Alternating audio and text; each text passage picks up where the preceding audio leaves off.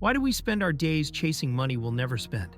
Why do we waste years trying to impress people we don't even like? Why do we follow unwritten rules set by a society that's just as lost as we are? Why do we keep pushing forward when we know death awaits us all anyway? Wake up, commute, work, eat, sleep, repeat, day after day, month after month, year after year, until one morning you're brushing your teeth, staring at yourself in the mirror, and suddenly a question hits you. What's the point of all this? Maybe you've felt it too, that strange moment when life's daily routine starts feeling like a never-ending loop. That's exactly what kept French philosopher Albert Camus up at night. And through his struggle, he found an unexpected answer, learning to be happy in a world that makes no sense. Going back in time, people had it easier in one way. Religion gave them answers. Life was hard, sure, but they had comfort knowing God had a plan. Every struggle had meaning. Every hardship served a purpose. Even death wasn't the end, just a doorway to meeting their maker. Then science stepped in. Darwin's evolution, the Big Bang. Suddenly, those comfortable answers started falling apart. Friedrich Nietzsche saw it coming. He announced, "God is dead." Not because some divine being actually died, but because he watched Europe's faith crumble. Science and reason were taking over, leaving a massive hole where meaning used to be. Ever noticed how, when you lose something important, you don't just miss the thing itself, you miss the stability it gave you? That's exactly what happened when society lost its grip on religion. People didn't just lose God.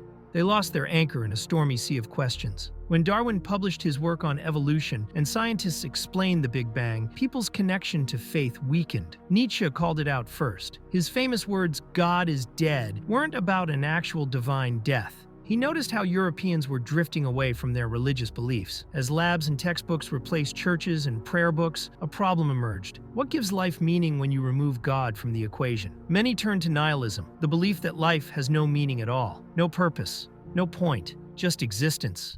Then death. Depression and anxiety filled the gap where certainty once lived. That's where Albert Camus came in. He looked at this mess and asked a different question. What if meaninglessness isn't our enemy? What if it's the key to real happiness? Camus spotted something nobody else had. He realized we're stuck between two opposing forces. Our deep need to find meaning in everything, and a universe that stays silent no matter how hard we ask why. He called this clash the absurd. Think about it like trying to have a conversation with someone who never answers back. You keep asking questions, hoping for a response, while the universe just sits there, doing its thing, completely indifferent to your existence. Frustrating? Yes. The end of happiness? Not according to Camus. Camus found joy in this seemingly hopeless situation.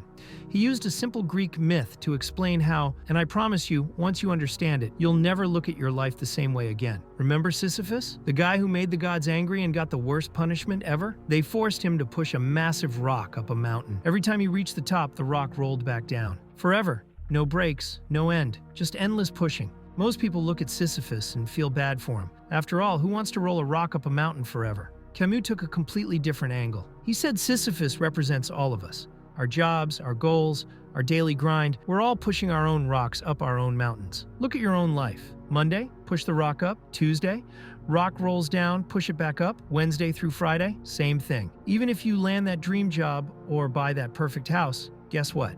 You'll find a new rock to push, a bigger house to chase, a better job to hunt. Now here's where Camus flips everything upside down. He says Sisyphus isn't just a symbol of our struggle, he's a symbol of how to be happy. The key moment isn't when Sisyphus pushes the rock.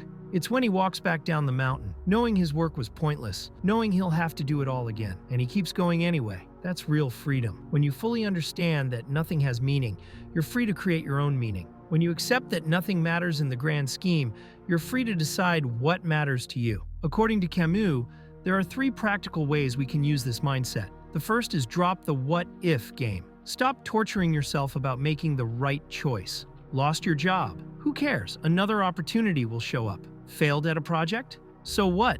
The universe doesn't keep score. Living in pure rebellion is the second one. Every time you choose to be happy despite knowing life is meaningless, you're giving the middle finger to fate. You're saying life makes no sense, and I'm going to enjoy it anyway. And finally, you need to embrace the why not attitude. Want to start a business?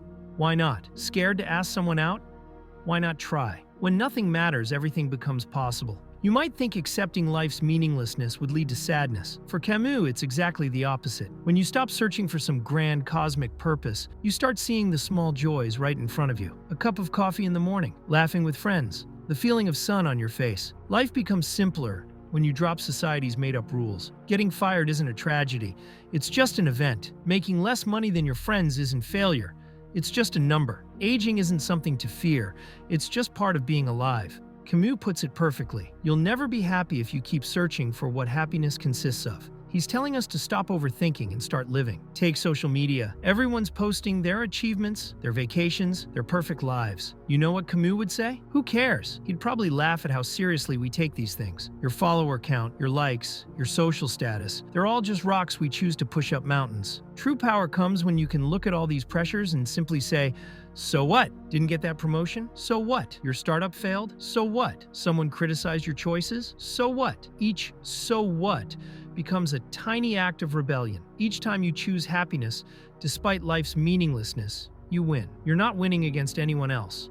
You're winning against the absurdity itself. But here's something essential Camus discovered. The moment you truly accept that nothing matters, everything becomes possible. You're free to try anything, free to create, free to fail, free to succeed, free to live entirely on your own terms. People often misunderstand Camus. They think accepting life's meaninglessness means giving up, living recklessly, doing whatever you want without caring about consequences. That's not it at all. Camus isn't telling us to stop caring. He's showing us how to care about the right things. Stop obsessing over what you can't control. The universe's silence, death's inevitability, life's randomness. Instead, focus on what's real, what's now, what's in front of you. Some days you'll win. Some days the rock will roll back down. Keep going anyway. Find joy in the pushing itself. Make peace with the down and up rhythm of life. You're not measured by how far you push your rock. You're measured by how you handle the pushing. Camus left us with a powerful message. One must imagine Sisyphus happy. Not because his task makes sense, not because he'll eventually succeed, but because he keeps going despite knowing all this. That's real strength. That's real freedom. Look around your life right now. Your job, your relationships, your daily routines. They might seem meaningless in the grand scheme, and maybe they are, but you're free to fill them with whatever meaning you choose. Every morning you wake up, you have two options. Let life's meaninglessness crush you, or use it as your superpower. Let it free you to create, to love, to laugh, to live fully. Not because the universe demands it, but because you choose it. The universe doesn't owe you meaning. You don't owe the universe meaning either. You're free to write your own story, push your own rock, find your own joy, even in a world that makes no sense at all. And maybe that's the biggest plot twist of all. Real happiness doesn't come from finding life's meaning. It comes from embracing life's meaninglessness and living fully anyway. That's how you win the absurd game. That's how you live happily in a meaningless world.